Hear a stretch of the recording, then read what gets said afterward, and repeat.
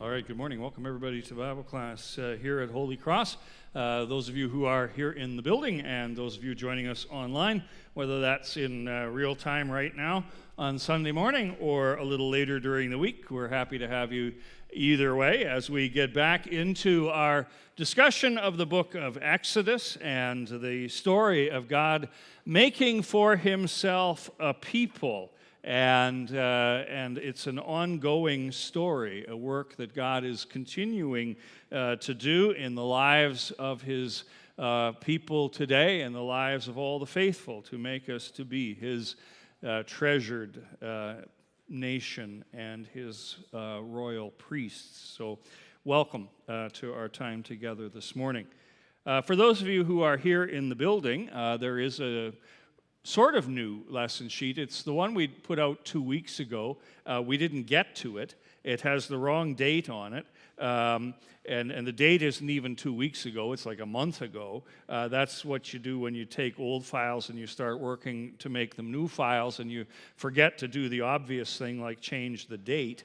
At any rate, you can help yourself to that. If you're online, you can go to the church website, and the study notes are there as well. They have all the same problems that the printed version does, the wrong date, and probably all the same spelling and grammatical errors as well.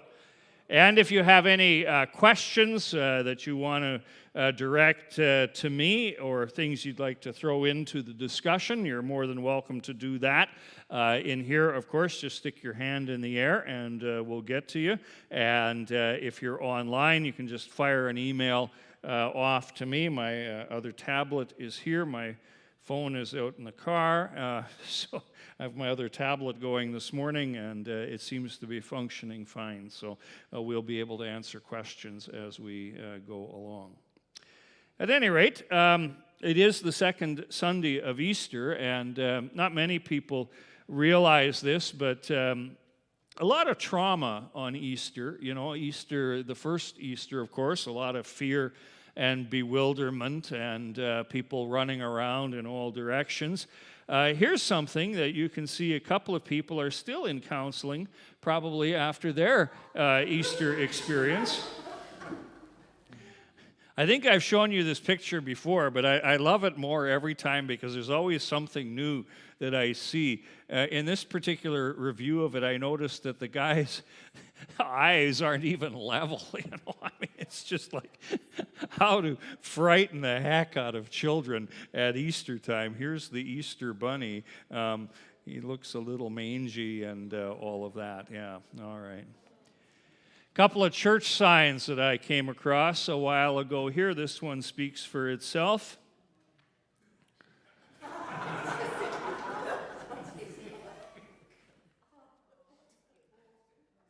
Somebody didn't see something coming, I guess. And another one here. This is a custom in some churches. I was a bit surprised to see it at a Baptist church, but at any rate, in some services in the spring, churches in the springtime, they have services to bless the animals. This church was taking it a bit of a different direction, however.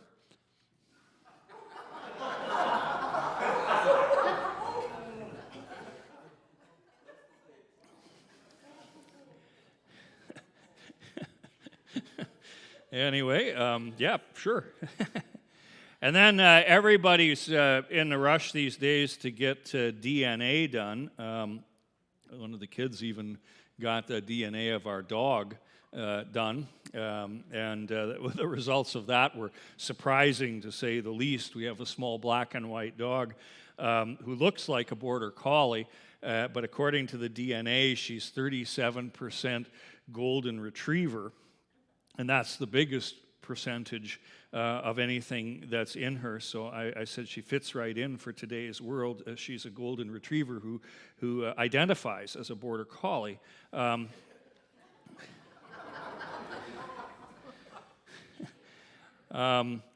been going to get mine done just for the sheer fun of it, but this is what I fear will come back.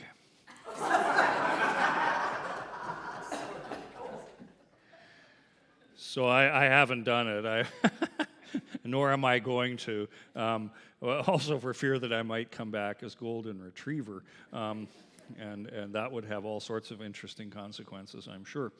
All right, so once again, welcome to Bible class. The notes are on the web page. Answers or questions. If you have answers to my questions, you can email those in too. But if you have questions you'd like to have answered, fire those off to the email address or stick your hand in the air. We are at Mount Sinai, and as I intimated in the introduction to the class, this is all about God making the people of Israel His people. There was that kind of overarching question that was hanging over the entire trip out of Egypt down to Mount Sinai. That question, what are we doing here? What's this all about? Especially once they got out and they realized it wasn't perfect. There was no food, there was no water, there were enemies. It wasn't an easy journey. Even these first few months were a challenging time. And the people grumbled, they complained, they complained to Moses, they complained to God, they were angry, they were rebellious. And God, is at work. He tells us when we finally get to Mount Sinai, this is what we're doing here. We're making a people, making you guys, the people of Israel, into a nation. And that work gets serious in Exodus chapter 20, where the people have finally gathered, as I said, at Mount Sinai. They've seen, if you will, the opening act of God's presence descending upon the mountain. And Moses and Aaron are ascending partway up the mountain at least. The people are barred from even touching the mountain. It has billowed smoke, and the Lord has descended in a fire. The mountain has trembled violently, and there's been the sound of the trumpet that grows louder and louder and louder. And then Exodus 20 begins with this sentence. And if you want to follow along in a Pew Bible, that we're at Exodus chapter 20.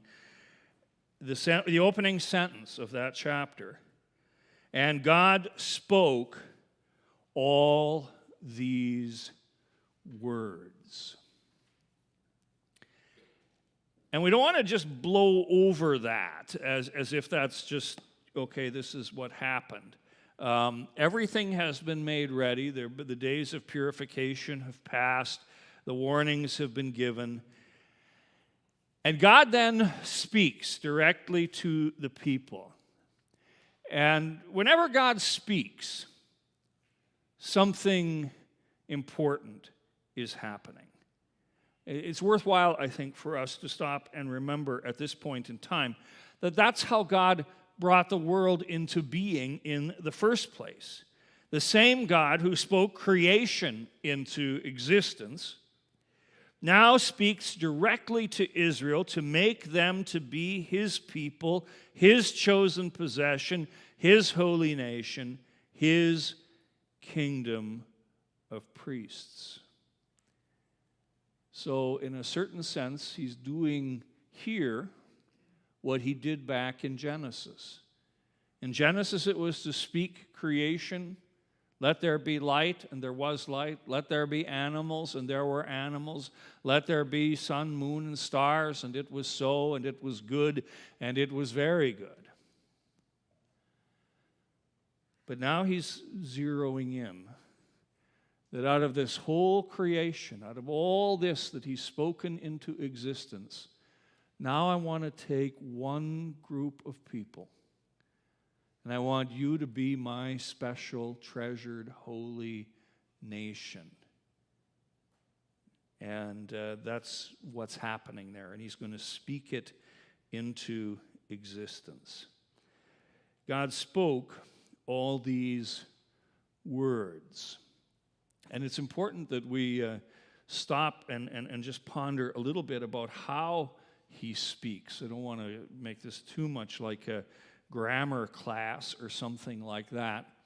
But if you know even the real basics of grammar and language, you know that there are different ways of expressing things.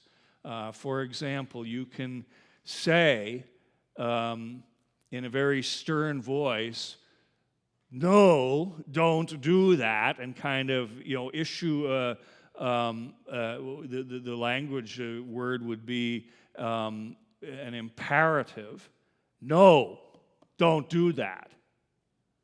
Or you can speak in a somewhat softer voice. The language word for that is the indicative. And you can say, "Here is something that you shouldn't do." And it's important for us to remember, I think, that even though we call what comes first in this whole business of making people, we call it the 10 Commandments, that these commandments are not given in that strong imperative voice, but they're actually given in a kind of a revealing way, where God is saying, here are things you are to do, and here are things you are not to do. And even when we get to the negative commandments, the commandments like you shall not murder, you shall not commit adultery, you shall not steal, Hebrew has a couple of different ways of expressing those sorts of things. We won't go into the details, but there's a really strong way that, what you might call the shouting way, and then there's the kind of the speaking way. And the without fail, in the giving of the 10 Commandments, what we call the 10 Commandments, it's done in that speaking voice. This isn't done in the yelling and screaming kind of voice. It sort of reminds me of my grade 3 teacher, a woman named Miss Campbell, who we all hoped we would not get as a teacher. Because anytime we had walked by her classroom in grades 1 and 2, it always seemed there was a lot of yelling going on in the room, and she was good at it. But I always remember the very first day of class when she tried to, was teaching us how she wanted us to behave. And she did it all in this very kind of matter-of-fact sort of a way. And I remember her saying, I don't raise my voice any louder in the classroom than I do when I'm in my own kitchen. And I remember thinking to myself, well, you must have yelled a lot in your kitchen. But what she laid out for us was in this very conversational sort of a way how we were to behave in her classroom. When we misbehaved, that's when we got the sharper version. And maybe that's a kind of a useful thing to keep in mind. God here is not yelling at his people. God here is speaking to them in a way that reveals his will to them and that explains his will to them so that they can obey it. Or to put it in our own terms today, the law is given in the context of the gospel. And we see that as we move forward into the second verse. God spoke all these words. And the first word that God speaks, Exodus chapter 20, verse 2, I am the Lord your God, who brought you out of Egypt, out of the land of slavery. When we teach the 10 Commandments, we sometimes, most often times, and I would be as guilty of this as anybody, I think, forget the first word. The first word that God speaks is a word that assures the people of his love, of his care, even before they've done a thing. He loved them. He brought them up out of Egypt, saved them. They didn't save themselves. He saved them. He brought them down from Egypt to Mount Sinai. He provided for them every step of the way. To put it in our common Lutheran terms, this is gospel. This is good news. I'm the God who saved you. And what I want to give to you right now, he says to them, is a guide to living in the freedom that he won for them. The Ten Commandments, and this is what sets Christianity apart from all the other religions that are out there, for the most part, I think, is that it's not the relationship, even in the Old Testament, is not based on our performance. It's not based on how well we do, achieving a certain level of excellence in our lives. It's a relationship that's established and maintained completely by God and His grace toward you and me. And so even though the commandments are real and they mean something and they tell us something very, very important, they are never, ever to be seen as some sort of ladder that we climb, some sort of, test to see whether we're worthy of God's love or not. They're a guide for how we live because He has loved us and because He has rescued us. And we bring that over into the New Testament context where, we have experienced our own exodus. Many of us were baptized as babies before we had done a thing for God.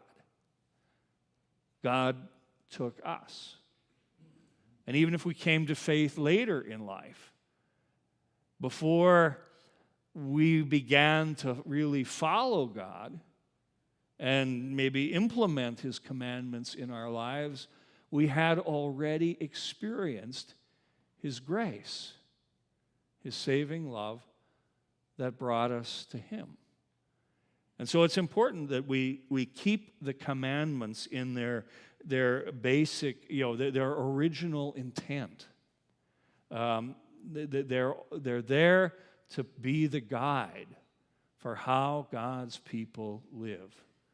And they give us wise and helpful guidance as we journey in our relationship with God. Any comments or questions on that? I don't want to overstate the point, but I also don't, this is really foundational for understanding what God is doing here. All right, I've either baffled you completely or you're in total agreement. I'll assume it's the latter for the moment, and we'll forge ahead. All right, let's go. Oops, pushed the wrong button. The Psalms, Psalm 119, bears this out as well. The psalmist, that very long psalm, Psalm 119, I walk about in freedom, for I have sought out your precepts. I have freedom, and because I have freedom, then I follow what you have told me to do. Or James, this isn't an exact quotation because it comes in the midst of a bit of a complex sentence, but the upshot of the sentence is the perfect law gives freedom. We don't often think of the commandments that way, but in a certain sense, they're freeing us up. What God is doing here is freeing us up to live His way, to follow His basic, these basic guidelines for our lives. Another thing that the commandments do for us, just as a whole, is that they reveal to us the image of God. The image of God is what humanity was created in the garden. And we often focus, or sometimes focus, on more the physical aspects of that what God might look like. Is it what we look like? And those sorts of things. And we'll never, this side of heaven, have the answer to that question. But what the commandments do is they help us to see the character of God. And when we see the character of God, then we can begin to see how that character is put into effect in our own lives. So, for example, we learn in the commandments there's only one God. He's the only God. And He's unique. And there's no other God like Him. His name is holy. And we are to honor that name, His name that He has put upon us. We also learn that rest is part of God's character, and that we ignore that at our own peril. And that also, as we unpack the commandments, we're going to see words like honor and love are part of God's character. And what the commandments are shaping in us is the image of God as these things become real in our own lives, that we are focused on the only God. We keep Him as holy. We take seriously the command to rest. We honor those around us, and we love not just the Lord, but the people around us as He loves them. And so the image of God, from the perspective of the character of God, becomes real in our own lives as well. Comments, questions? Oh, I see Melanie, yes. If these invite us to think about the image of God, to your comment about Christianity standing apart, I think our response and people's response through different Christian communities over the centuries show a lot about our nature as well, which is to often forget the freedom, stop focusing on God, and yes, we seek out the precepts, but we like to go back to that meritorious way of responding even to the gospel as the Hebrews did. Let's figure out how we turn these 10 gospels into 613 rules. And it wasn't just the Hebrews, it's been communities ever since. It's such a slippery slope to just forget about God's nature and forget about the freedom and forget that these words, when we respond to them, were to be oriented to recognizing and being transformed by His nature, but we often slip right back into pursuing the adherence to those rules and missing the grace of the grace giver. Right, absolutely, yeah. Yeah, as Jesus, what Melanie was saying, for those perhaps online who wouldn't have picked that up through my microphone, there is within us this almost built-in desire to want to make it all about rules, to want to make it all about merit. And I think I made the comment last time that left to ourselves, will generally drift in one of two directions with the commandments.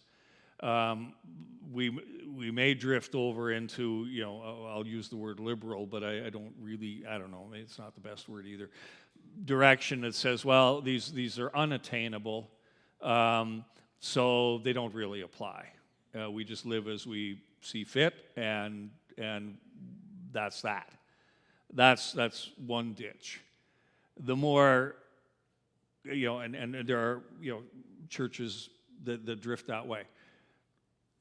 The other ditch, which is equally and maybe even more dangerous in some ways, is that we know we can't do this, so let's make a whole bunch more rules that we think we can do. And Melanie's reference to the 600 plus laws that the Pharisees did. And I mean, most of these things are just sort of bringing everything down to such a basic level, covering every little aspect of life, that, okay, well, here's finally, we got some rules we can keep. Because we want it to be about rules. And it's a kind of an idolatry.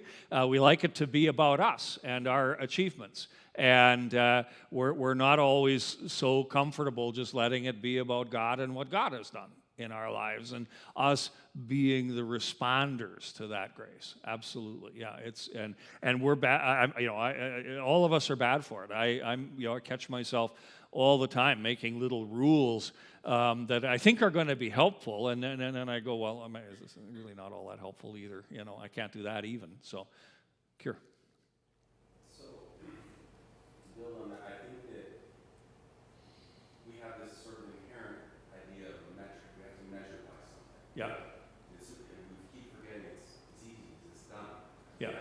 But this metric, every facet of our life, we do this. Did I perform well enough doing this? It doesn't matter what it is. So it automatically plays it because it is important to us. So we I guess falsely apply it here. Yeah. Kier makes the point that this is how the world works. The world works with metrics, numbers, evaluation. Did you do it? Did you not do it?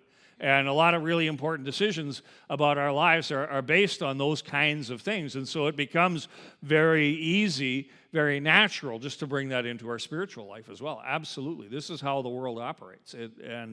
It's learning to operate in that different way that goes, metrics have a place, our number, but not they're not the main thing. In fact, they're quite a ways away from the main thing.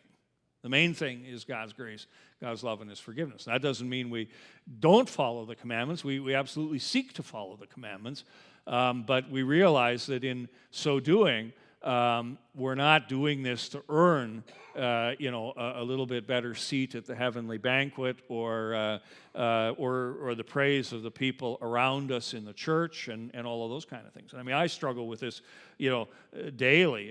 There was a movie years ago, remember who was the star in it now, but it was about a priest and what we would call a vicar, a student, and the priest makes the comment that the offering is taken after the sermon for a reason. He said it's the Nielsen ratings on the sermon. It took me a long time to get that out of my head because, I thought, well, yeah, okay, what if, and more so in my case because I come from a family, some of the crazy great uncles that I have would make quite a show of getting their offering ready on Sunday morning after the sermon. They'd bring the wallet out and they'd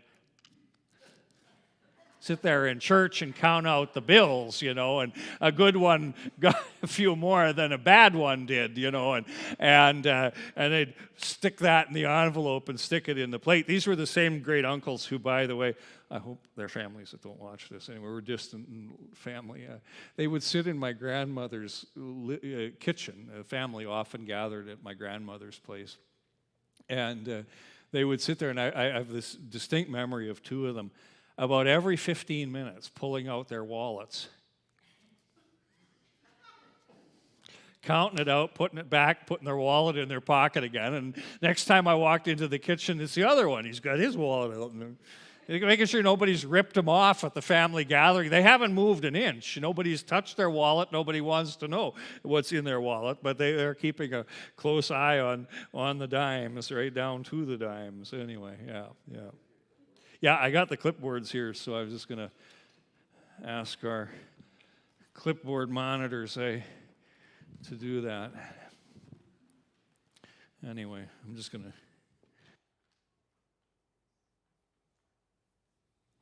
All right.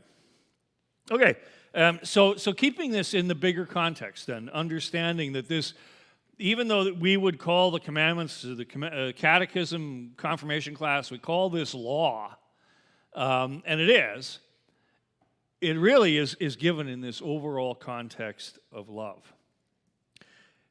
This next little matter I want to take up is a bit of a technical thing. It's not something that we need to spend a lot of time on, but we'll clear it up anyway here. One of the problems that we have when we go to kind of categorize and itemize all of this is that there are 10 words, but there are actually only 9 commands. And in various church bodies through the centuries, different approaches have been taken to get us back to that nice even number of 9, or of 10 rather. Lutherans, Roman Catholics, and Anglicans and Presbyterians, I think, although I can't say for sure, tend to divide the last commandment, the last word, into 2. So if you remember confirmation class, you will recall that the 9th and the 10th commandment sound an awful lot alike. You know, the 9th one being, you shall not covet your neighbor's house. Full stop. 10th commandment, you shall not covet your neighbor's wife, his manservant, maidservant, his ox, or his donkey, or anything that belongs to your neighbor. It's a bit of an artificial distinction. And it's because we don't typically include the first word, I am the Lord your God who brought you out of the land of Egypt, out of the land of slavery, in our counting of the words. Other Christians, particularly those that followed John Calvin, who had it in for idols and everybody has it in for idols, but who also had it in for statues and things like that. They divide the first, what we would call the first commandment, into 2. And so they would number the commandments this way. Commandment 1, you shall have no other gods before me. And then commandment 2, you shall not make for yourself an idol in any form of anything in heaven above or on the earth beneath or the waters below. You shall not bow down to them and worship them, for I, the Lord your God, am a jealous God, punishing the children for the sin of the fathers to the 3rd and 4th generations of those who hate me, etc., etc., etc. And again, we would say, well, that's a kind of an artificial distinction. It's really the same thing being said. You'll have no other gods, and then God kind of expounds on that, what that means in particular. No images, no anything more important than Him. And this, you'll see, plaques of the commandments, and on one side there are 4, and the other side there are 6. Or when you do it our way, on one side there's 3, on the other side there's 7. It's all because there's really only 9 things that God commands, and we'd be easier. It might be easier if we actually just did it the way it's supposed to be. I would just argue, but I'm in the minority voice there. The dead weight of tradition weighs heavily upon us, and so we split them one place or the other, either at the beginning or the end. So yeah, if you may have come out of a tradition where the 2nd commandment is all about idols, and the 3rd commandment is about God's name, and the 4th commandment is about the Sabbath day. Or you come out of our tradition where those are 3 commandments, and we have this rather other artificial distinction about coveting at the end. People have lined up written books on this, but that's as far as we're going to take this, unless you want to debate this ad nauseum. Anybody want to debate this? Honor your father and then honor your mother? That would, in a certain sense, by reducing it to the absurd, as you've just done, you show the kind of the fallacy of the thing is there are only 9 of them, 9 things that God really commands, and we try to divide that up a little differently, based on our own peculiarities here. We have a comment from the field here. All right.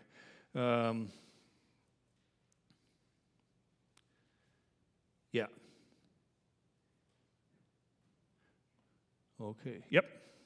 Yeah, Gord here is just talking about the different numberings too, and the Jewish numbering that splits things a little differently yet again. Yeah, for sure. We won't. This is all just sort of gets a little blurring after a while. Yes, James.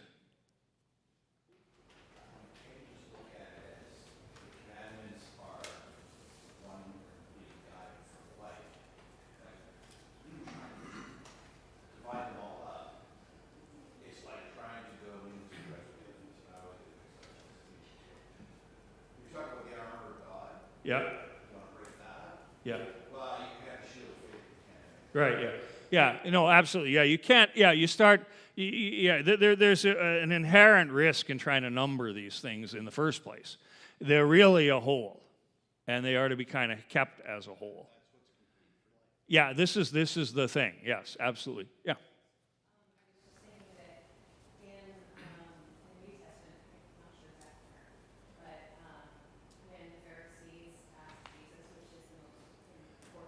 Right, yes.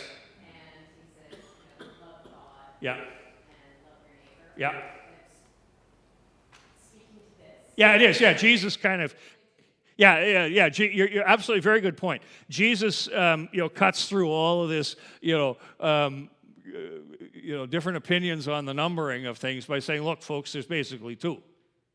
Love the Lord your God with all your heart, with all your mind, with all your soul. Love your neighbor as yourself. Those are the two commandments. And it gets reduced even further. Paul will say love is the fulfillment of the law. So yeah, it is a sense, this is the sort of stuff that people can go on and on and on and on, and you're no further ahead at the end of the day. And I debated even putting it in, but I thought, basically, we have people coming out of different traditions and different backgrounds, just to include it.